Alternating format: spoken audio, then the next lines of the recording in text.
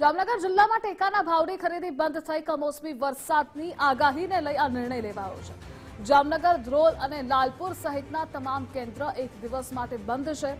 હવામાન અનુકૂળ થશે તો આવતીકાલથી ખરીદ પ્રક્રિયા શરૂ થશે।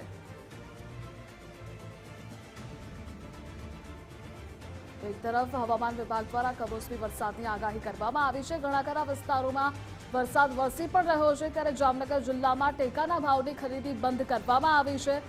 પાકને નુકસાનીની ભીતિ સેવાઈ રહી છે। ઉપરથી માર્કેટિંગ યાર્ડમાં પાક પણ ખુલ્લામાં પડ્યો હોય છે અને આજ મુદ્દે સંવાદદાતા નથુ જોડાયેલા છે। નથુ, જામનગર જિલ્લામાં ટેકાના ભાવની ખરીદી બંધ કરાઈ છે, અપડેટ શું છે?